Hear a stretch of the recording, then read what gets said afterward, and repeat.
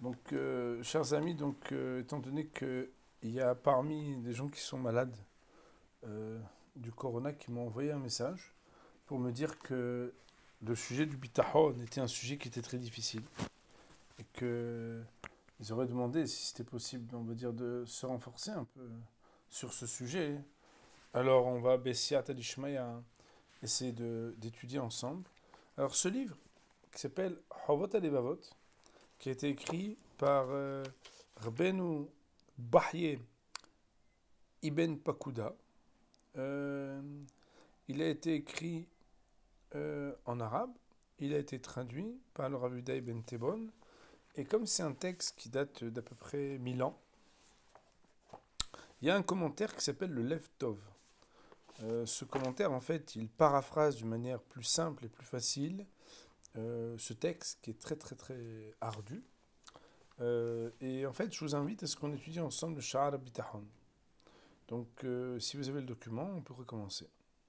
Ashar Evi Sha'ar Bitachon, la quatrième porte de ce livre qui s'appelle Havot Alevavot, les devoirs des cœurs, c'est Sha'ar Bitachon, la porte de la confiance. Mon père, il me dit toujours, on doit avoir confiance quand on pourrait avoir des doutes. Mais quand tout va bien et qu'il n'y a pas d'épreuve, alors il n'y a pas besoin d'exprimer sa confiance. Donc, c'est le moment justement d'étudier un petit peu ensemble Sha'ar Bitachon. Alors, si vous le voulez bien, hein, étant donné qu'on propose une étude sur texte, mais qu'elle s'adresse aussi au grand public, on va étudier directement la partie qui est en bas, qui est la partie où il y a marqué Leftov. Je pense que vous devez la voir sur le document. Elle est à cet endroit-là. Oui. Bien évidemment, les spécialistes, ils étudieront en haut d'abord. Mais même si on peut dire qu'on n'est pas spécialiste, comme on s'adresse à tout le monde, alors on va étudier directement en bas. Amar Amehaber, l'auteur du texte dit il situe dans le livre où est-ce que se trouve la place du bitachon et pourquoi est-ce que ça succède au chapitre qui a précédé. On a dit dans le chapitre précédent qu'il y a ce qu'on appelle Kabbalat Avodat Elokim, le fait d'accepter le service pour Hachem. Matzati le Nachon, j'ai trouvé juste la smich elav et adavar shel nachutz le'aved Elokim idbarach yotel mikol ad-devarim. J'ai trouvé juste de faire succéder immédiatement à ce chapitre qui parle du fait d'accepter d'être un serviteur d'Hachem, le sujet qui s'appelle le bitachon, qui est la chose qui est la plus nécessaire à tout un chacun. C'est d'avoir la confiance en Hachem dans tout ce qui touche l'homme. Car il y a un très grand intérêt à cela, que ce soit pour pouvoir accéder à ce qu'on appelle l'intégrité dans la Torah, dans la Avodat Hashem, dans le service pour Hashem, ou bien que ce soit aussi pour pouvoir accéder à ce qui s'appelle le bonheur, Osher, et la simha, la joie dans ce monde-ci. Et nous dit le Rav,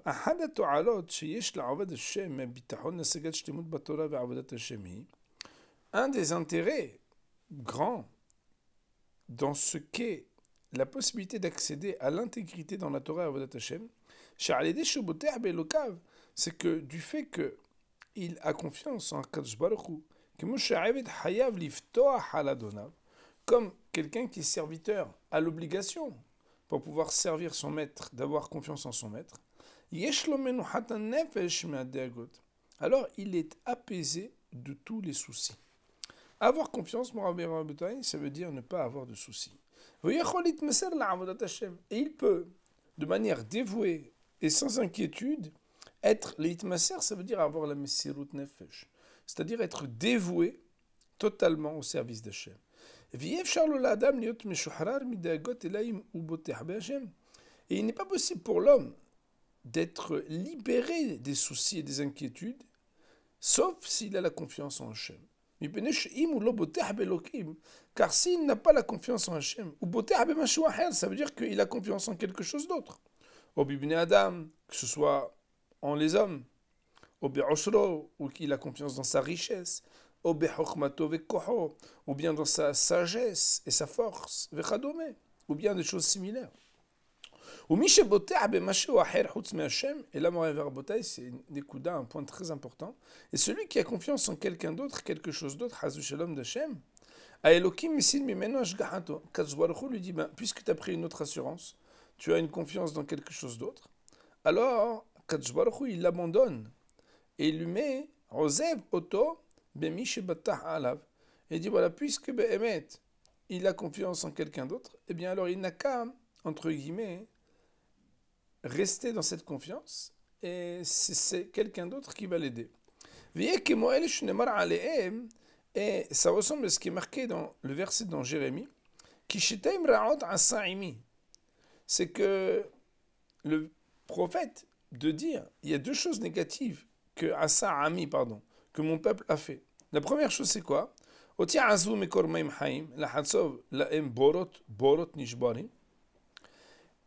ils m'ont abandonné, dit Hachem, alors que je suis la source de l'eau de vie, pour aller chercher à faire des puits qui sont des puits brisés, littéralement donc des puits qui ne pourront pas donner d'eau. Vene Emar, et il est dit, par ailleurs, dans Tehilim, Vayamirud Kvodam Betamnit Shor Ochel Esev. Et ils ont échangé leur honneur pour créer des images qu'ils ont Shor Ochel Esev, c'est-à-dire un taureau qui va manger de la verdure. Venez, alors là, je voudrais juste comprendre, je ne sais pas si vous voyez en bas, il y a un petit Aleph, Moraï Verabotai. Le petit Aleph en bas, hein, dans donc, cette édition, il s'appelle Pit Helev. Je ne sais pas si vous voyez, je l'avais à l'époque où je l'avais étudié et préparé, encadré. Et là-bas, le texte de nous dire Yirmiyahu an-Navi ochiach et Israël ala shel azwet Hashem verchu hare elilim ve'umot ha'olam ve'amar lahem b'shem Hashem. Jérémie, dans ce texte qui est cité, il vient faire la remontrance à Israël. Et parce qu'ils ont été, Barminan, suivre des idoles et les nations du monde. Et il leur a dit, Shtaim ra'ot asa'ami. Il y a deux choses que mon peuple il a fait de mal. C'est quoi? Oti azavu shani mikor at-tovot mashpi' aleim at-tovot bechol ait kimo mikor hayim hayim anove'am me'atzmot tamid. Ve'afilu ilu ayu mahlifim oti bekayot bi ayu osim bezera'a.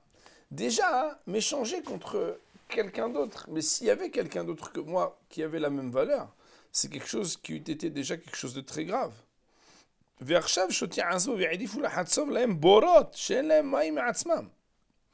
là, il dit le Rav, la définition d'un bord, c'est pas que c'est une source d'eau, mais c'est un endroit dans lequel on entrepose l'eau.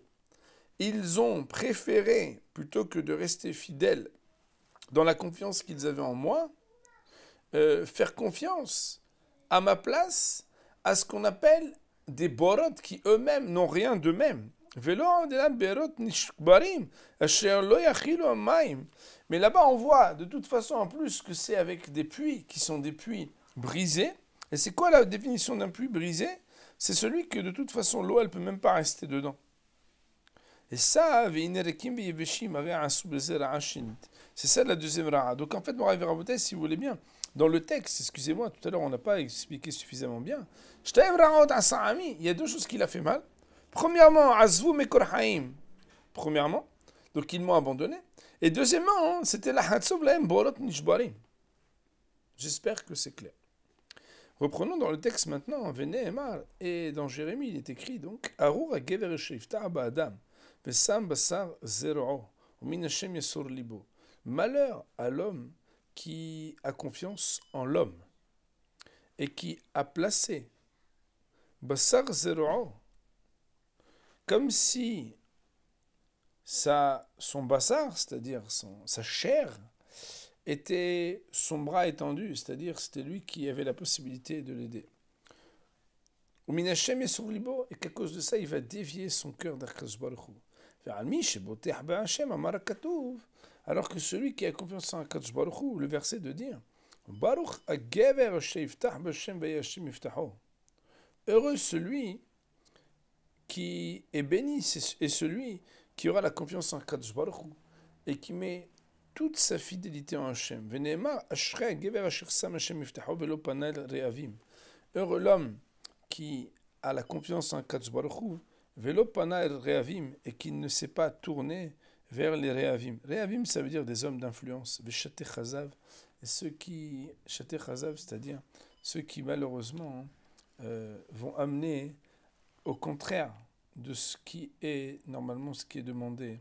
C'est-à-dire, Chazav, c'est quand quelqu'un, il n'a pas la possibilité malheureusement de pouvoir honorer la confiance qu'on lui donne. Comme vous le savez, Moravi Rabotai, donc ça veut dire ici, comme on le voit, c'est que avoir confiance en un Kadosh Baruch Hu, c'est forcément, en préambule de ça, en introduction à ça, se poser la question, est-ce que je ne fais pas confiance en l'homme plus qu'en Hachem? Dans la vie, on ne peut pas vivre sans confiance. Les Hachamim nous disent que la relation de confiance, elle est la base. D'ailleurs, si on n'a pas confiance en soi, on ne peut pas se réaliser. Mais sans avoir confiance, on ne peut pas. On a besoin de ce qu'on appelle de Emouna.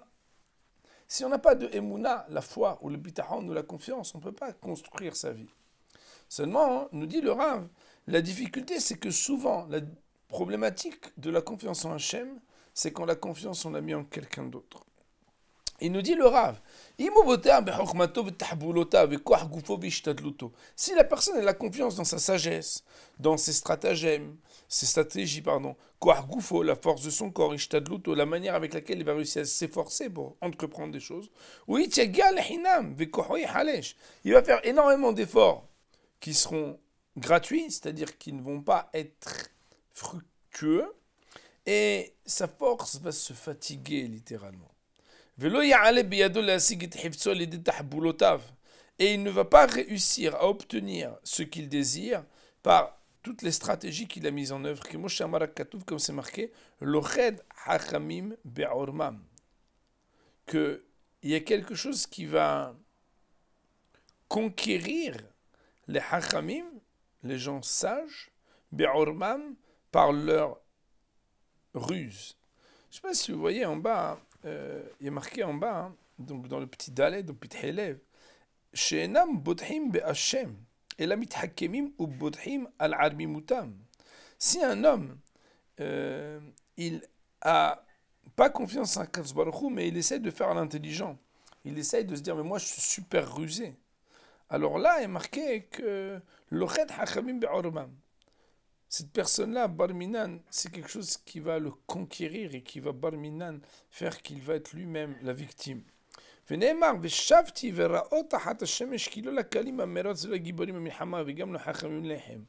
marqué dans Kohelet, le livre qui a été écrit par Shlomo HaMelech, qu'on surnomme Hacham Mikol Adam, le plus sage de tous les hommes, il y a marqué là-bas, je me suis tourné et j'ai regardé sous le soleil. C'est-à-dire, j'ai pu constater que dans le monde, Lola Kalim Merotz, c'est pas ceux qui sont légers qui vont plus vite quand ils courent. Lola Giborim Milhama, c'est pas ceux qui sont plus puissants et vaillants qui gagnent les guerres. Velo Gamlo Hachamim Lehem, ça n'est pas non plus ceux qui sont les plus sages qui gagnent de l'argent pour avoir du pain.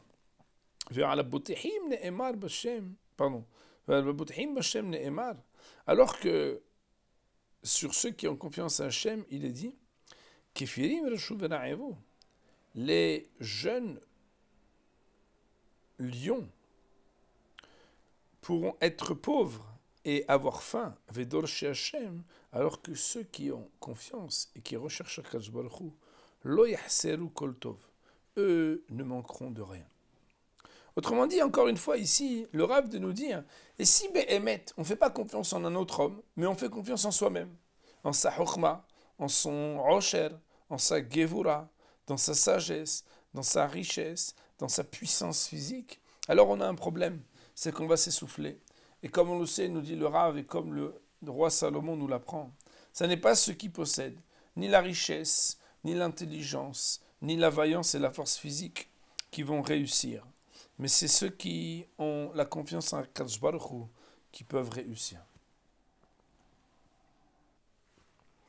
ואם הוא בוטח ברוב עושרו, יוקח ממנו העושר, והוא יעבוד לידי אחרים. Alors là, Moravi Rabotai, il faut être bien calme quand on écoute ça. Si un homme, il a trop confiance dans la grande richesse qui est la sienne, cette richesse lui sera prise, elle sera donnée à d'autres. Comme c'est marqué dans le livre de Job,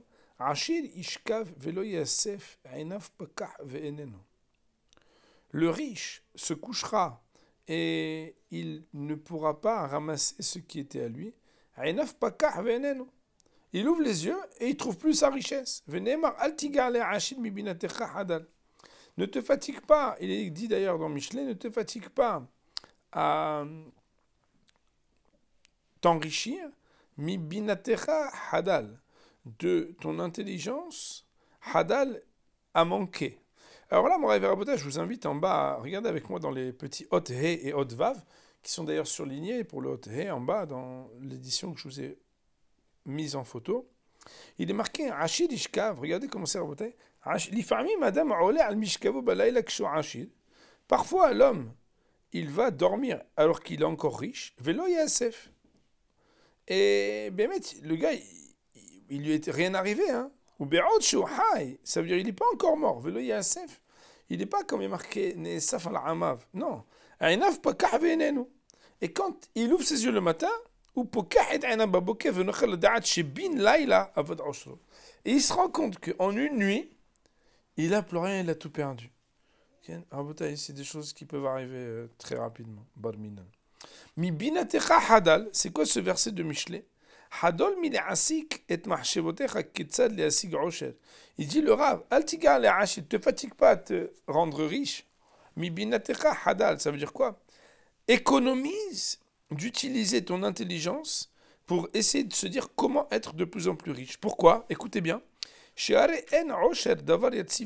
Parce que la richesse, c'est pas quelque chose qui est fixe. At-ta'if einecha, et le verset d'ailleurs de continuer de dire, on l'a pas encore vu, mais regardez, At-ta'if einecha bo ve'enenu. At-ta'if einecha, regardez, je le montre avec mes yeux, c'est faire comme ça. Tu clignerais de l'œil et tu ne le retrouverais plus. Ça veut dire que Barminan, c'est très possible, rapidement, de pouvoir perdre la richesse qui est la nôtre. Continuons, si vous voulez bien, mon révérend Botaï. Il nous dit le texte que celui qui fait la richesse, mais pas de manière juste, lui, à la moitié de sa vie, il l'abandonnera. Ça, c'est déjà pour dire que normalement, la richesse ne reste pas chez celui qui a confiance dans sa richesse. Mais même si ça restait chez lui, il ne pourra pas jouir de sa richesse. Comme Shlomo Melech, il a dit, lui qui était le plus hacham de tous les hommes,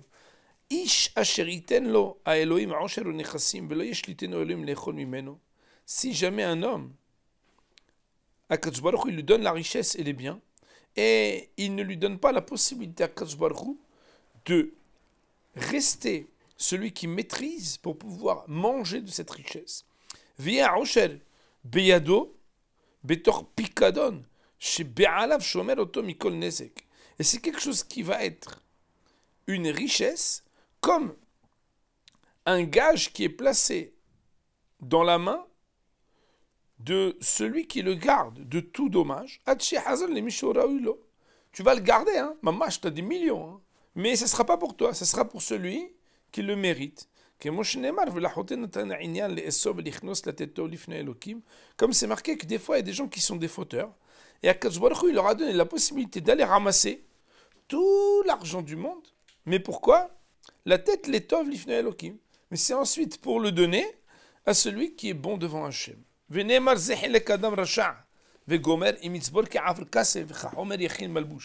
d'ailleurs, marqué que des fois, le rachat, c'est celui qui va engranger comme de la poussière beaucoup d'argent, et comme la matière, il va préparer malbouche. Mais quoi? Yachin, mais qui c'est qui va le recevoir? C'est le tzaddik. Il y a 3 niveaux, Rabotai. Il y a une fois où Bichlal, il ne pourra pas avoir son argent parce que ça va lui être enlevé. Il y a une fois où il l'aura, mais il ne pourra pas en jouir. Et le troisième, c'est quoi? C'est des fois, malheureusement, l'argent sera la source des grands soucis. Comme c'est d'ailleurs marqué dans Pirkei Avot. Mais il dit le Rav, il y a un moment, la personne, parce qu'elle a de l'argent, elle va perdre. Il y a marqué dans Kohelet, dans l'Ecclésiaste de Shlomo Melech. Il a dit, j'ai vu une maladie grave qui se passe sous le soleil. Osher, shamour, li be'alav de ra'ato. C'est quelqu'un qui a beaucoup d'argent qui est gardé pour le mal. Ça veut dire que ça lui cause du tort. Aresh, lo yittachen, la adam.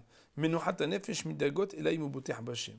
Voilà qu'on a démontré que l'homme ne peut pas avoir la sérénité pour être un Eved Hashem s'il n'a pas la confiance dans le Kadosh Baruch Hu.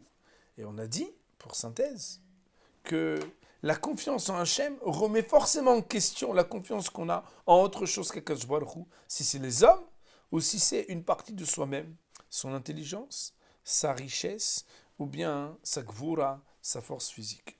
On va s'arrêter ici pour aujourd'hui dans l'étude Sha'ar Bitachon que nous dédions à toutes les personnes qui sont éprouvées par la confiance, parce qu'ils ont des souffrances et des difficultés, et on va dire Baruch Olam, Amen ve Amen.